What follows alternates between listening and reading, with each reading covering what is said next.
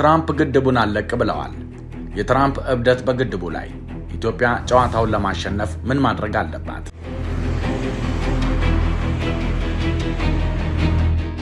የአሜሪካው ፕሬዝዳንት ትራምፕ ያለምንም ትርፍ አንድ ነገር እንደማያደርጉ ይታወቃል። ከቀናት በፊት በአባይ ጉዳይ ኢትዮጵያና ግብፅን ለማደራደር ጥያቄ ያቀረቡት ፕሬዝዳንት ኢትዮጵያ የናይል ወንዝ ፍሰትን የሚያስቆም ግድብ ሰርታለች፣ መፍትሄ መፈለግ አለብን የሚል አዲስ ሙዚቃ መስፈን ጀምረዋል።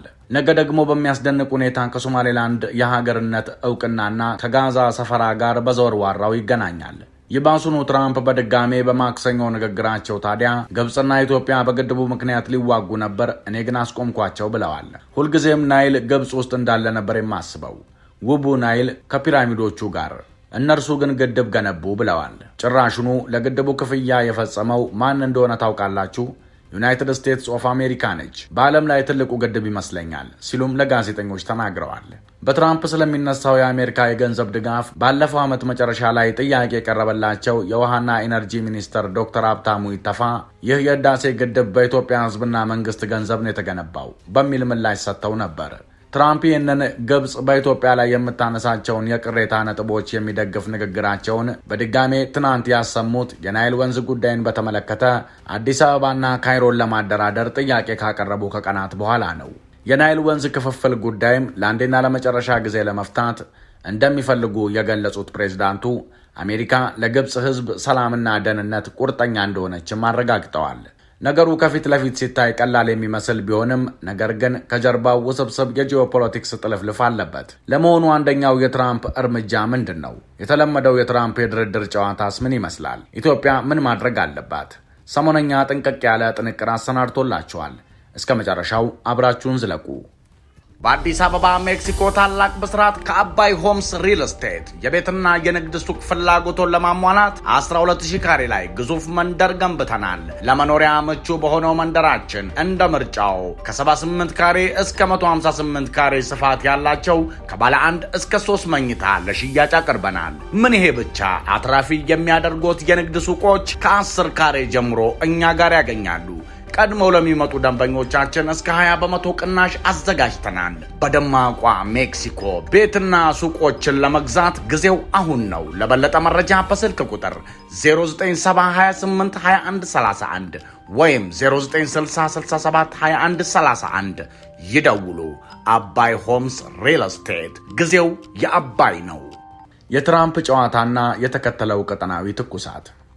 እስራኤል ለሶማሌላንድ እውቅና የሰጠችው ያለ አሜሪካ ትራምፕ ፍቃድ እንዳልሆነ ይገመታል። ግብፅ፣ ሳውዲና ጅቡቲ የእስራኤልን ለሶማሌላንድ እውቅና መስጠት ቢቃወሙም ሀርጌሳ ግን ጆሮ የሰጠችው ዋሽንግተን ላይ ነው። ምክንያቱም የዓለም ፖለቲካ ቁልፍ ያለው ዋይት ሀውስ ውስጥ መሆኑን ታውቃለች። ፖለቲካ እሽታን የሚፈልገው ከሀያላኑ እንጂ ከጎረቤት ሀገራት አይደለም። የ2026 መጀመሪያ ለሶማሌላንድ የታሪክ ምዕራፍ፣ ለኢትዮጵያ የባህር በር ተስፋ፣ ለሶማሊያና ለግብፅ ደግሞ ትልቅ የፖለቲካ ራስ ምታት ሆኖ ጀምሯል። የእስራኤል ለሶማሌላንድ የሀገርነት እውቅና መስጠትና የትራምፕ ለአባይ ጉዳይ የላኩት ደብዳቤ በፍጹም ግጥምጥሞሽ አይደለም። ይልቁንም የተቀናጀ የጂኦፖለቲካዊ እንቅስቃሴ አካላት ናቸው። ተንታኞች እንደሚሉት እነዚህ ክስተቶች በአንድ ሳምንት ውስጥ ተከታትለው መምጣታቸው ታላቁ የጥቅም ልውውጥ ዘ ግራንድ ትሬድ ኦፍ መጀመሩን ያሳያል። የትራምፕ አሁናዊ እንቅስቃሴና መነሻው ምንድን ነው? ዶናልድ ትራምፕ ባለፈው አርብ ለግብፁ ፕሬዝዳንት ሲሲ በላኩት ደብዳቤ በአባይ ጉዳይ ዳግም ሽምግልና ለመጀመር ዝግጁ መሆናቸውን ገልጸዋል።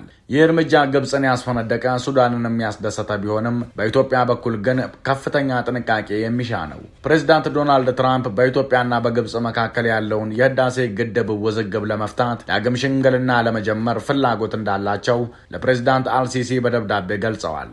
ግብፅም ይህንን ጥሪ በደስታ ተቀብለዋለች።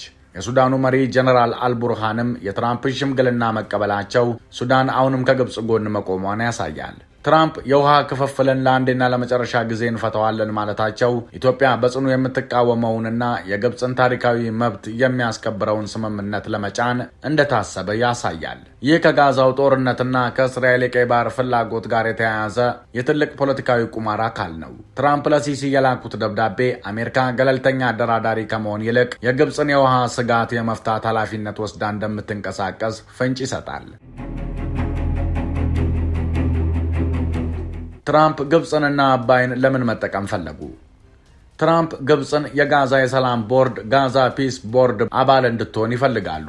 ግብፅ በዚህ የአሜሪካ የሰላም እቅድ ውስጥ የምትሰጠው ድጋፍ በምላሹ አሜሪካ በህዳሴ ግድብ ጉዳይ ላይ ኢትዮጵያን እንድታስገድድላት እንደ ካሳ ወይም የፖለቲካ ንግድ የቀረበ መሆኑን ዘገባዎች ያሳያሉ። የኢትዮጵያን የህዳሴ ግድብ ለግብፅ እንደ ፖለቲካዊ መደለያ በመጠቀም ግብፅ ለእስራኤል የደህንነት ፍላጎት በተለይም ሐማስን ሙሉ በሙሉ ለማጥፋት ለሚደረገው ዘመቻ እንድትተባበር መንገድ እየከፈቱ ነው። ትራምፕ ለአባይ ግድብ ድርድር የግብፅን ፕሬዝዳንት አልሲሲን ልብ ለማለስለስና በጋዛ ጉዳይ የእስራኤልን እቅድ እንዲቀበሉ ለማድረግ የሚጠቀሙበት ካርታ ነው። ግብፅ የጋዛ ስደተኞች ወደ ሲና በረሃ እንዳይገቡ ድንበሯን ዘግታለች። እስራኤል ሐማስ የጦር መሳሪያ የሚያስገባው በግብፅ ድንበር በኩል ባሉ ዋሻዎች ነው የሚል ክስ ስታቀርብ ቆይታለች። ስሞትሪች እና ሌሎች የእስራኤል የቀኝ ዘመም ፖለቲከኞች አቋም ሐማስ ሙሉ በሙሉ ካልጠፋ ጦርነቱ አይቆምም የሚል ነው። ከቀናት በፊት የእስራኤሉ ሚኒስትር ስሞትሪች የሰነዘሩት ንግግር ቀጠናውን አነጋግሯል። ስሞትሪች ሐማስ ትጥቁን ካልፈታ ውድመት ይጠብቀዋል ያሉ ሲሆን አያይዘውም ግብፅም የጋዛን ድንበር ራፋን ለመክፈት እንደምትገደድ ገልጸዋል። ትራምፕ ለእስራኤል ያለው ድጋፍ ፍጹም ነው። ለእርሱ ትልቁ ስኬት የአብርሃም ስምምነትን ማስፋትና ለእስራኤል ፍጹም ሰላም መስጠት ነው። ይህን ለማድረግ ደግሞ የግብፅን ሙሉ ትብብር ይፈልጋል። ግብፅ በጋዛ ጉዳይ በተለይ ስደተኞችን በመቀበል ወይም ድንበሩን ለእስራኤል ወታደራዊ ፍላጎት ክፍት በማድረግ እንድትተባበር ትራምፕ ያለውን ትልቁን ካርድ አባይን እየተጠቀመበት ነው። ይህን የሚያደርገው ለግብፅ ካለው ፍቅር ሳይሆን ግብፅ በጋዛ ጉዳይ እሺ እንድትል የፖለቲካ ማማለያ ሪዋርድ ለመስጠት ነው። ግብፅ አሁን ባለችበት ሁኔታ ሁለት ነገር ትፈልጋለች። የጋዛ ስደተኞች ወደ ሀገሯ ገብተው የውስጥ ደህንነቷን እንዳያናጉ ይህንን እንደ ስጋት ታየዋለች። በሌላ በኩል የአባይ ውሃ ፍሰት እንዳይቀንስ ዋስትና ማግኘት። ትራምፕ ለግብፅ በአባይ ጉዳይ ዋስትና ሰጥሻለሁ፣ አንቺ ግን የጋዛን ቀውስ በሲና በረሃ በኩል እንድትፈታ እርጂን የሚል ግልጽ ድርድር እያቀረበ መሆኑን የስሞትሪች ንግግር ግብፅ ራፋን በግድም ቢሆን ትከፍታለች ትልቅ ማረጋገጫ ነው። የፍልስጤም ጉዳይ ፓለስታይን ኬዝ በዓለም ላይ ካሉ ፖለቲካዊ አጀንዳዎች ሁሉ በላይ ፖለቲካል ቱል የዋለ ትልቅ ሰብአዊ ቀውስ ነው። የፍልስጤም ጉዳይ ዛሬ ከሀያላን ሀገራት እስከ ተራ ግለሰቦች የፖለቲካና የጥቅም መሸቀጫ ካርድ ነው። ሀገራት በዲፕሎማሲያዊ ድርድር ወቅት እንደ ጉቦ ይጠቀሙበታል። ፖለቲከኞች ስልጣን ላይ ለመቆየት እንደ መደለያ ያቀርቡታል። አክቲቪስቶች ደግሞ ዝናና ትኩረት ለማግኘት ይጠቀሙበታል። ይህ የሚያሳየው ኢትዮጵያ በሚቀጥሉት ወራት ከዋሽንግተን የሚመጣባትን የሽምግልና ስም የተጫነበት ጫና ለመቋቋም ከፍተኛ ዝግጅት ማድረግ እንዳለባት ነው። ትራምፕ ለሲሲ የገቡት ቃል የናይልን ውሃ መጋራት ጥያቄ ለአንዴና ለመጨረሻ ጊዜ ለመፍታት የሚለው ኢትዮጵያ የውሃ የመጠቀም መብቷን የሚገድብ ስምምነት ላይ እንድትፈርም ግፊት እንደሚደረግባት አመላካች ነው። የተሳሳተው ስሌት ምንድን ነው? ትራምፕ ራሳቸውን እንደ ትልቅ ስምምነት አድራጊ ማስተር ዲል ሜከር ነው የሚያዩት። የአባይን ጉዳይ እሳቸው ስልጣን ላይ እያሉ ባለመጠናቀቁ እንደ ክብር መንካት ቆጥረውታል። ስለዚህ አሁን ሲመለሱ ትራምፕ ጉዳዩን እንደ ትልቅ ዓለም አቀፍ ስምምነት ቢግ ዲል ስለሚያዩት በሶስቱ ሀገራት ላይ የራሳቸውን ጫና ሊያሳርፉ ይችላሉ። ትራምፕ በባህሪያቸው ንግግርን ለሚዲያ ፍጆታና ለፖለቲካዊ ጫና ይጠቀማሉ። ኢትዮጵያ በስሜት ተገፋፍታ ወዲያውኑ ምላሽ ብትሰጥ ጉዳዩን ወደ ግል ጠብ በመቀየር ትራምፕ በኢትዮጵያ ላይ ይበልጥ ጫና እንዲያደርጉ ምክንያት ሊሆን ይችላል። ትራምፕ ወደ ስልጣን ሲመለሱ የመካከለኛው ምስራቅን የኃይል ሚዛን ለመቀየር የነደፉት እቅድ አለ። እስራኤል ለሶማሌላንድ እውቅና የሰጠችው ከአሜሪካ ዋይት ሀውስ አረንጓዴ መብራት ካላገኘች በቀር እንዲህ ያለ ትልቅ ዲፕሎማሲያዊ እርምጃ አትወስድም። ይህም ማለት ትራምፕ ለግብፅ በግድቡ ጉዳይ መደለያ ሲሰጡ፣ በሌላ በኩል ደግሞ በእስራኤል በኩል ለኢትዮጵያና ለሶማሌላንድ የጥንካሬ ካርድ እያቀበሉ ነው። እስራኤል ለሶማሌላንድ እውቅና የሰጠችው በቀጥታ ከቀይ ባህር ደህንነት ጋር በተያያዘ ነው። ሁቲዎችና ኢራን በቀይ ባህር የንግድ መስመር ላይ የሚያደርሱትን ጥቃት ለመመከት እንዲሁም እስራኤልና አሜሪካ በሶማሌላንድ በርበራ በኩል አስተማማኝ አጋር ይፈልጋሉ። ይህ ደግሞ ኢትዮጵያ ከሶማሌላንድ ጋር ለፈረመችው የባህር በር ስምምነት ትልቅ ዓለም አቀፍ ከለላና እውቅና ይሰጠዋል። ዘ ታይምስ ኦፍ እስራኤል እንደዘገበው እስራኤል ይህንን እርምጃ የወሰደችው ከዋይት ሀውስ ከፕሬዚዳንት ትራምፕ ጋር ሙሉ ስምምነት ላይ ከደረሰች በኋላ ነው። የአብርሃም ስምምነትን ወደ ምስራቅ አፍሪካ በማስፋፋት አረብ ሀገራትና አፍሪካውያን ከአሜሪካ እስራኤል ጥምረት ጋር እንዲሰለፉ ግፊት እያደረጉ መሆኑን ጠቁሟል። ኢትዮጵያ ምላሿ ሽምግልናን አንቃወምም፣ ነገር ግን ሂደቱ በአፍሪካ ህብረት ስር የደረስንባቸውን ውጤቶች ማክበር አለበት የሚል መሆን ይኖርበታል።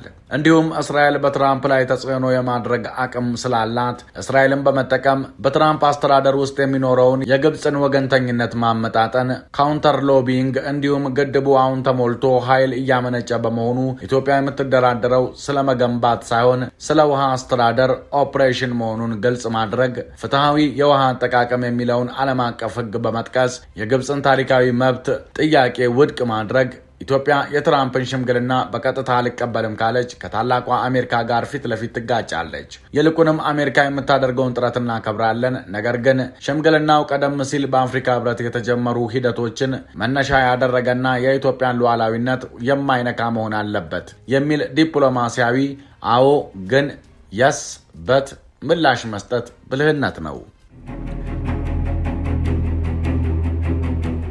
የትራምፕ እርምጃ ለኢትዮጵያ ምን ዕድል ይኖረዋል? ትራምፕ የከፈቱት የድርድር በር ለኢትዮጵያ ባለ ሁለት አፍ ጎራዴ ነው። ዝም ብለን ከገባንበት ጫና ይደረግብናል። ነገር ግን እንደ ዕድል ተጠቅመን የባህር በር ጥያቄያችንን አብረን ካስገባን ለዘመናት የቆየውን የባህር በር ጥያቄ የምንፈታበት ታሪካዊ አጋጣሚ ሊሆን ይችላል። ኢትዮጵያ አሁን ግድቡን ገንብታ በማጠናቀቅና ኃይል በማመንጨት ላይ ትገኛለች። ይህ የተፈጸመ እውነታ ትልቁ የዲፕሎማሲ መከራከሪያዋ ነው። ትራምፕም ሆኑ ግብፅ ምንም አይነት ጫና ቢያደርጉ ግድቡን ወደኋላ መመለስ አይችሉም። ስለዚህ ኢትዮጵያ ስለ ውሃ ክፍፍል ሳይሆን ስለ ግድብ አሰራር ኦፕሬሽን ብቻ ነው የምንነጋገረው የሚለውን ጠንካራ አቋሟን መቀጠል ይኖርባታል። የፖለቲካ ተንታኞች እንደሚሉት ኢትዮጵያ ይህንን የትራምፕን የሽምግልና ጥሪ ከመከላከል ወጥታ ወደ ማጥቃት ዲፕሎማሲያዊ ስልት ለመቀየር እንደ ትልቅ ዕድል ልትጠቀመው ትችላለች ይላሉ። ግብፅ የውሃ ደህንነቴ ይከበር ስትል ኢትዮጵያ ደግሞ የንግድና የባህር በር ደህንነቴ ይከበር የሚል ጥያቄ በተመሳሳይ ጠረጴዛ ላይ ልታስቀምጥ ትችላለች። ኢትዮጵያ ለትራምፕ እንዲህ ያለ ሀሳብ ልታቀርብ ትችላለች። እኛ በአባይ ጉዳይ ላይ ለግብፅ ስጋት ምላሽ የምንሰጠው አሜሪካና ግብፅ ደግሞ የእኛን ሕልውናዊ ጥያቄ ማለትም የቀይ ባህር ድርሻንና የባህር በር ጉዳይን ዋስትና ሲሰጡን ነው የሚል የድርድር ካርድ መምዘዝ። ይህ ማለት የህዳሴውን ግድብ ጉዳይ ብቻውን ከመነጋገር ይልቅ ከቀጠናው ሰላምና ከኢትዮጵያ የባህር በር ጥያቄ ጋር አያይዞ ፓኬጅ ዲል ማቅረብ ነው። ትራምፕ ስምምነት አድራጊ በመሆናቸው እንዲህ ያለውን ሰፋ ያለና ሁሉንም ወገን አሸናፊ ሊያደርግ የሚችል ዊን ዊን ሀሳብ ሊቀበሉት ይችላሉ። ለምሳሌ አሜሪካ በሶማሌላንድ ወይም በሌላ ቦታ የኢትዮጵያን የባህር በር ይዞታ እውቅና እንድትሰጥ እንደ ቅድመ ሁኔታ ማስቀመጥ ይቻላል።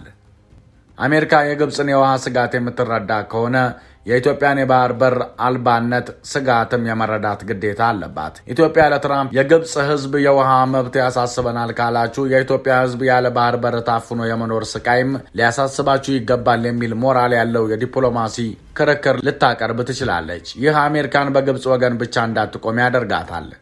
እስራኤል ለሶማሌላንድ እውቅና መስጠቷ ለኢትዮጵያ ትልቅ ዕድል ነው።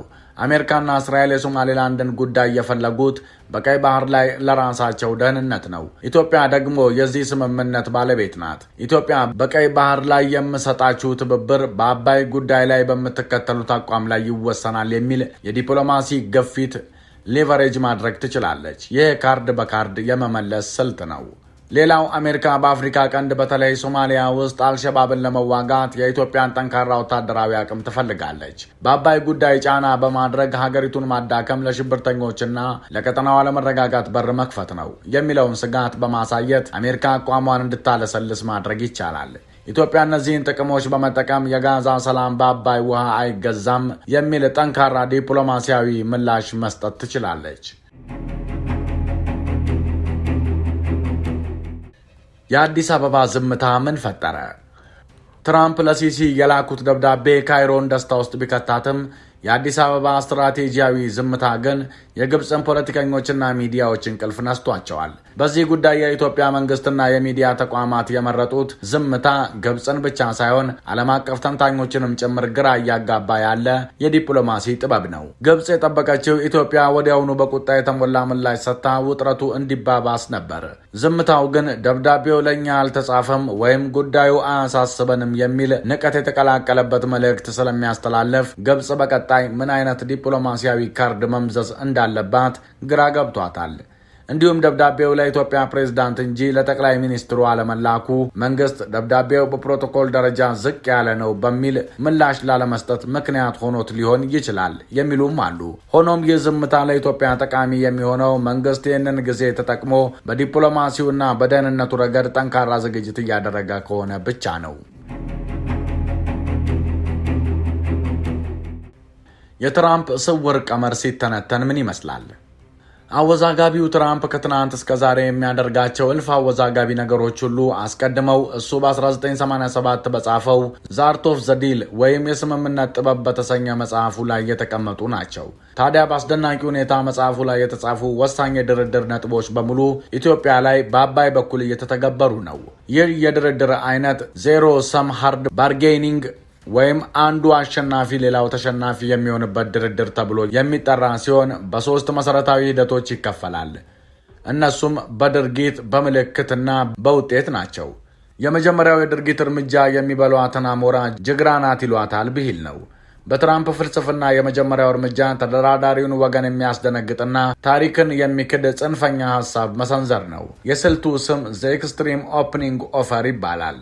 አተገባበሩን ስንመለከት ትራምፕ ግድቡን እኛንን የከፈልንበት ማለታቸው ይህንን ስልተ መንገድ በዋነኛነት የሚያሳይ ነው። እውነታው ባይሆንም እንኳ ይህንን ጽንፈኛ ውሸት በመናገር ኢትዮጵያ ወደ መከላከያ መስመር ወይም ዲፌንሲቭ የሆነ እንቅስቃሴ ውስጥ ያስገባታል። ዓላማው ደግሞ ኢትዮጵያ ስለ ሉዓላዊ መብቷ ከማውራት ይልቅ ትራምፕ የፈጠሩትን የውሸት ትረካ እንድታስተባብል በማድረግ የድርድሩን መነሻ ነጥብ ወይም አንከር እሳቸው ወደ ፈለጉት ወገን መሳብ ነው። ሁለተኛው የትራምፕ ስልት ዘሳይን ወይም ምላሹን መመልከት ነው።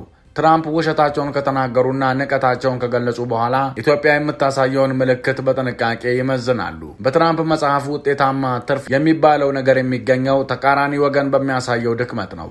ትራምፕ ኢትዮጵያን አሳንሰው አሜሪካ ግድቡን ለማስገንባት ገንዘብ እንዳፈሰሰች ገልጸውና ግብፅን አስቀድመው ሳለ ኢትዮጵያ እነዚህን ነጥቦች ሳታስተባብልና ሳታስወግድ ወደ ድርድር ጠረጴዛው ከመጣች ትራምፕ ይህንን እንደ የመገዛት ምልክት ወይም ሳይን ኦፍ ሰብሚሽን ይወስዱታል። በእሳቸው ቀመር አንድ ተደራዳሪ እየተሰደበና ክብሩ እየተነካ ወደ ጠረጴዛው ከመጣ ያ ወገን ተስፋ የቆረጠ ወይም ዲስፐሬት ነው ማለት ነው። ይህ ምልክት ከታየ ትራምፕ ድርድሩን 100% አሸንፌዋለሁ ብለው ይደመድማሉ። ዜሌንስኪ ላይ ያየነው ይህንን ነው። ግሪንላንድ ላይም የሚከተሉት ይህንን ነው። ሶስተኛው ትራምፕ በድርድሩ መጨረሻ የሚፈልጉት ውጤት የጋራ ተጠቃሚነትን ሳይሆን የእሳቸውን የበላይነት ነው። የስልቱ ስም ደግሞ ዘ አርት ኦፍ ማኑፋክቸርድ ክራይሲስ ኤንድ ኮየርስድ ኮንሴሽን ይሰኛል። ኢትዮጵያ በትራምፕ መንገድና የሐሰተኛ ፍረጃ ስር ሆና ስምምነት ላይ ከደረሰች ውጤቱ ኢትዮጵያ ግድቡን አስረከበች የሚል ሳይሆን ትራምፕ ለግብፅ ውሃውን አስከበሩ፣ ኢትዮጵያንም አስገበሩ የሚል ይሆናል። በዚህ ቀመር መሰረት ኢትዮጵያ የትራምፕን ንቀትና ውሸት ተቀብላ ድርድር ውስጥ ከገባች ገና ስምምነቱ ሳይፈረም ትራምፕ በስነ ልቦናው ረገድ ሙሉ በሙሉ አሸንፈዋል ማለት ነው። ለመሆኑ ኢትዮጵያ ምን ማድረግ አለባት? የመጀመሪያው እርምጃ መሆን ያለበት የግድቡ ፋይናንስ 100% የኢትዮጵያ ሕዝብ መሆኑን በዓለም አቀፍ ደረጃ በሰነድና በማስረጃ ማሰራጨት ነው። ይህም በትራምፕ የተጣለውን የውሸት ትርክት ይሰብረዋል።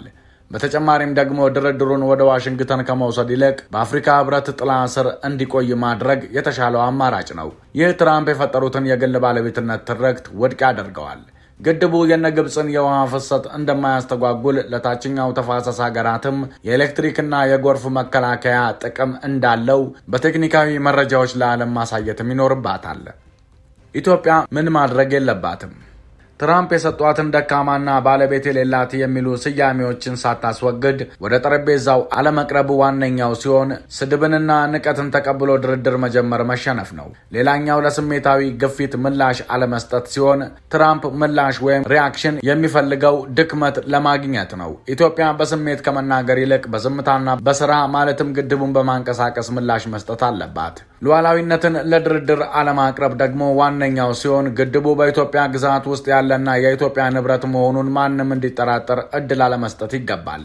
በጠቅላላው የጉልበተኛውን ትራምፕ ትርክት መቀበል ማለት ውጤቱንም አብሮ መቀበል ማለት ነው። ትራምፕ ኢትዮጵያን ደካማ ባለቤትነት የሌላትና የአሜሪካ እጅ ያለበት ፕሮጀክት ባለቤት አድርገው በመሳል የድርድር ጥበባቸውን ጀምረዋል። ኢትዮጵያ ይህንን ንቀትና የውሸት ትርክት ሳትሰብር ለድርድር ፈቃደኛ መሆኗ በእሳቸው ቀመር ተሸናፊነቷን አምናለች የሚል ውጤት ያስመዘግባል።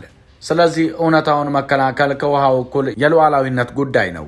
የተወደዳችሁ የሰሞነኛ ቤተሰቦች አብራችሁን ስለቆያችሁ ምስጋናችን ከልብ ነው። ሰብስክራይብ በማድረግ ቤተሰብ ሁኑን። ሐሳብ አስተያየታችሁንም አጋሩን። ሰናይ ጊዜ። ሰላም በምድራችን ላይ ይስፈን። ሰላም።